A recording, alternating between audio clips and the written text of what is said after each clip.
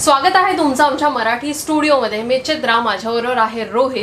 Sir सेनापती Hambirrao मूवीचा trailer जो आहे तो रिलीज झालेला आहे.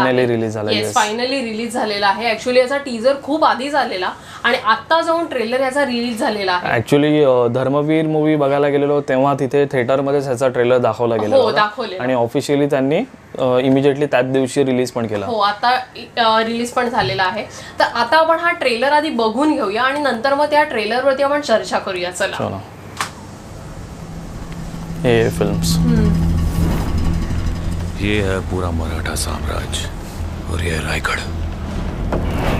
अब हिंदुस्तान हमारा है. तो अचानक ये हंबीरराव नाम की आंधी कहाँ से? आंधी ये आंधी है या कोई हल्की हवा? कळेलच. कडा सह्याद्रीचा कडा, श्वास रोखुनी खडा.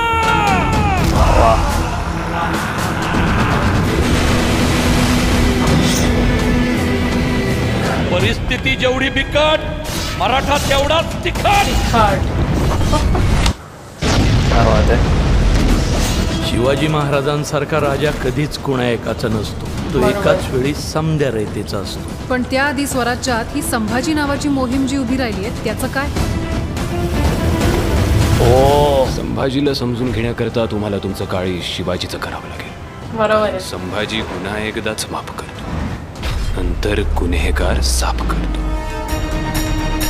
डायलॉग्स काय लिहिलेत. मी आता औरंगजेबाला पुन्हा दिल्लीला नाही जाऊ देत. इथेच कुठेतरी सह्याद्रीच्या कुशीत झोपवलं. त्याला खड्ड्यापर्यंत आणायची जबाबदारी माझी. तुमच्यासारखा मामा प्रत्येकाला मिळो. अरे युद्धात झालेल्या जखमेत कधी एक न दागिना नाही, फक्त तो दागिना असा छातीव पाहिजे, कुठंतरी पाठ ठेवू नये.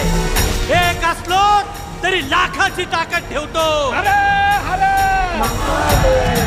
छातीची चाळण कर, पण पाठीची गाळण नाही उदाहणार.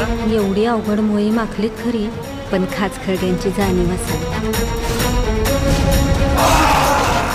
सरजा खान एक ऐसी ताकत है जो हमेशा आखिरी वक्त काम. त्या सरजा खानाकडे काय मना आग रोखणाऱ्या तोफ आहे, कारण मराठ्यांकडे आग रोखणाऱ्या नजर आहेत. प्रवीण तरडेंनी स्वतः डायरेक्शन केलं. जो इन मराठों ने जिंदगी में कभी देखी नहीं होगी. जय भवानी. आज आपला भगवा मातीत नाही, गनिमाच्या छातीत. परफेक्ट.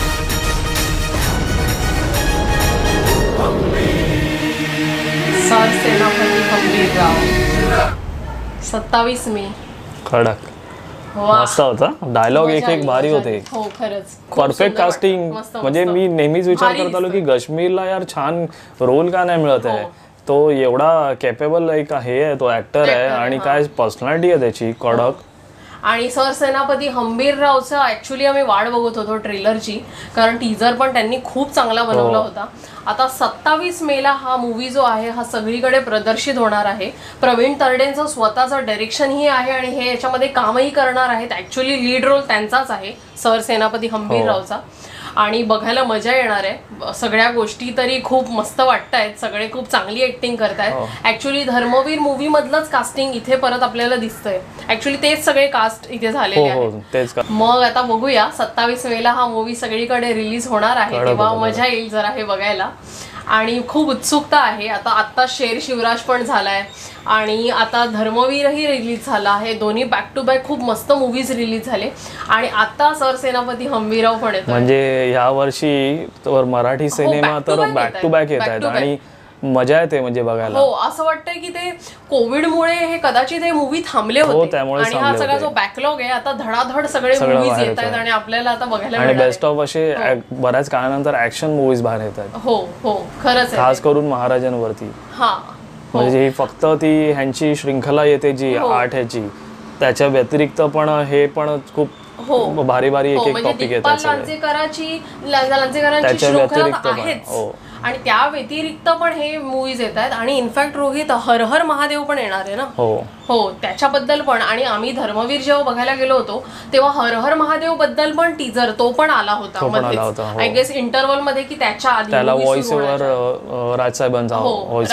होता त्याच्यामध्ये. हो आता 27 मेला सरसेनापती हंबीरराव तर सगळीकडे प्रदर्शित होणारच आहे. आपण हा मूवी जरूर बघूया.